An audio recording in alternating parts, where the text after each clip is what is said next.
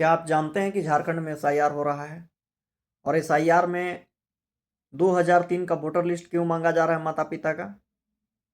यदि आप नहीं जानते हैं तो क्रोनोलॉजी कुछ ध्यान से समझिएगा। देखिए, 2003 में भी एसआईआर हुआ था।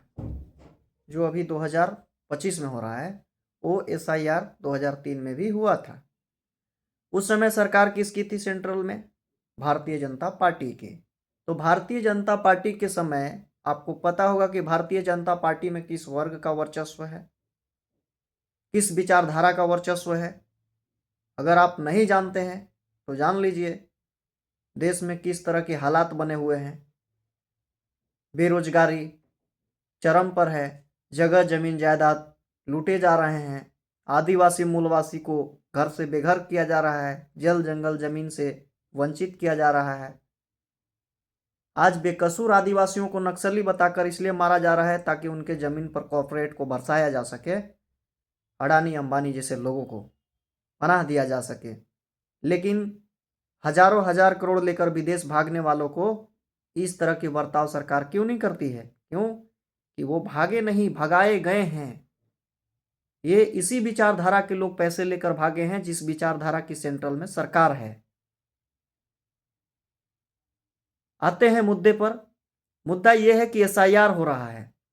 एसआईआर में क्या प्रक्रिया है कि जिनके माता पिता का 2003 के वोटर आईडी में नाम है, 2003 ईस्वी में जो एसआईआर हुआ है उस सूची में यदि उस लिस्ट में नाम है, वोटर लिस्ट में, तब तो आपको बहुत आसान है।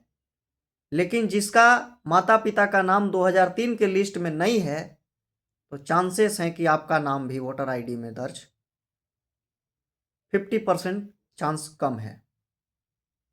काहे कि बहुत सारे लफड़ा लगा दिए हैं इलेक्शन कमीशन ने। 2003 में अभी तो कुछ डेवलप हो गया, अभी तो कुछ शिक्षित हैं लोग, अभी तो स्कूल कॉलेज गए। अभी के पीढ़ी जो है कम से कम घर में एक भी युवा अगर पढ़ा लिखा है तो अपने पेरेंट्स को थोड़ा बहुत समझा लेता है, बता लेता है। लेकिन 2003 में ऐसी हालात नहीं थी, ऐसे एजुकेटेड लोग नहीं थे। तो उस समय जो है सबसे ज़्यादा अगर वोटर लिस्ट में नाम डलवाने से वंचित रहे थे तो गांव के ग्रामीण लोग जो अनएजुकेटेड हैं वैसे लोग रहे थे वंचित।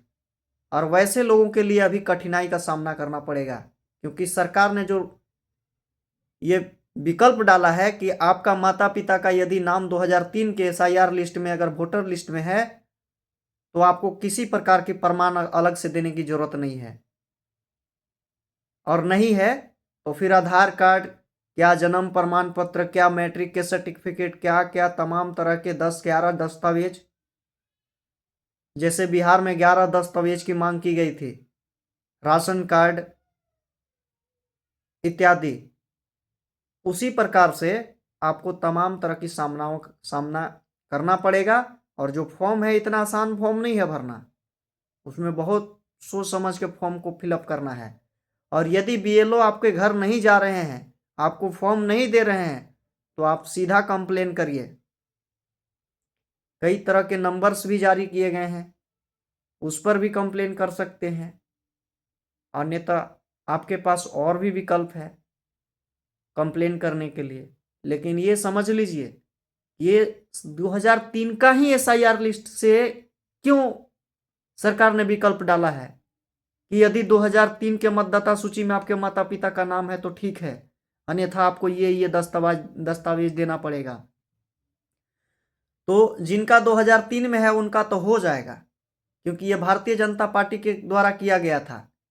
भारतीय जनता पार्टी की सरकार थी उस समय सेंट्रल में, जिसको उसको उचित लगा उसका नाम सही सलामत था सूची में, और जिसको नहीं अच्छा लगा कि इसका नाम देना उचित नहीं है तो नहीं दिया था।